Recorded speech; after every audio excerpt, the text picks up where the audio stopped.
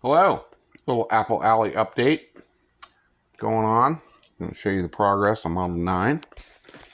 Completely handmade job. Nice box.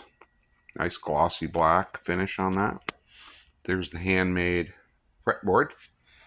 And we have one string on there. Here's our bridge. It's sitting there by itself. No glue, no nothing. That's the whole idea. Floating bridge. Here's a tailpiece.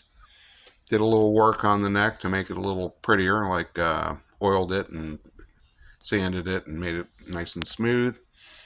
Now, these frets, they are made, this is a stir stick. This fretboard is a stir stick from Home Depot. You get 3 for $1.49 or something. It's a pretty cheap fretboard. I think it's a maple wood, but maybe not. It might be a pine. Something, probably a cheap wood. And then using that, you notch grooves. And these are nails, common nails. And I just clip the head and the pointy part off. And then I grind these ends down so they're not sharp and pointy when you're playing from where they were cut. Grind them down with a rotary tool. And then glue these in place. They slide right in. You make a nice little slit, and you just press them into place. But unfortunately, no guarantee.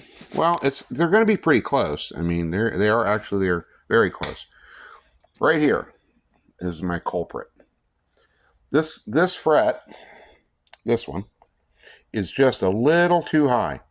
So when you go play, this is strung with a B. When you go to play the C note here, it's a C sharp. Why? Because the string is making contact with this fret, not with this fret.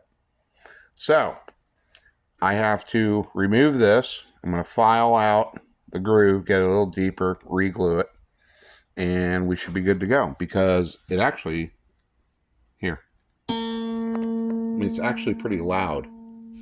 Just without a sound hole, without any amplification whatsoever.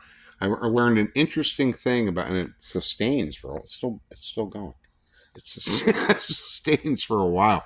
I learned an interesting thing about sound holes from a book about this book here from Shane Spiel. If you haven't know who Shane Spiel is, he's a master builder of easy cigar box guitars, homemade instruments, cheaper the better, which makes it kind of fun. And this is handmade, completely handmade.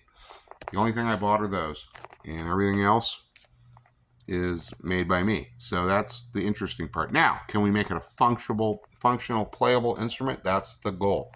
Can we make it something that's really nice?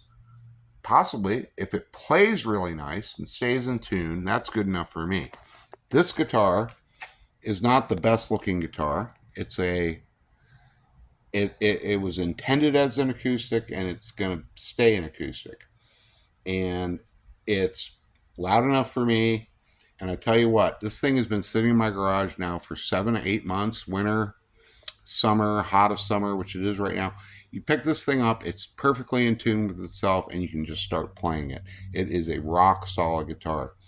But as far as necks are concerned, I have found out that the necks that I use for these, for that, and for that one over there, are no longer available to me at the great price that they were.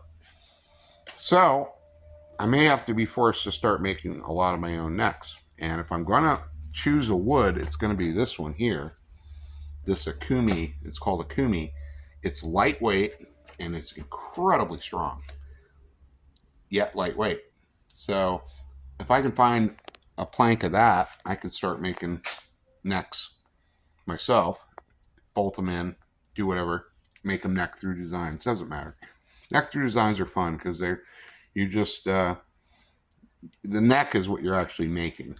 The body is kind of totally secondary. But anyway, that's an update from here. Eventually I'll get around to doing a demo of that one. This one plays great. And by the way, it'll be for sale if anybody's interested. But this is pretty loud. I mean, that's pretty loud for no sound hole. Just all bounces off of the body. That's the whole key. All right, that's enough of this. Goodbye.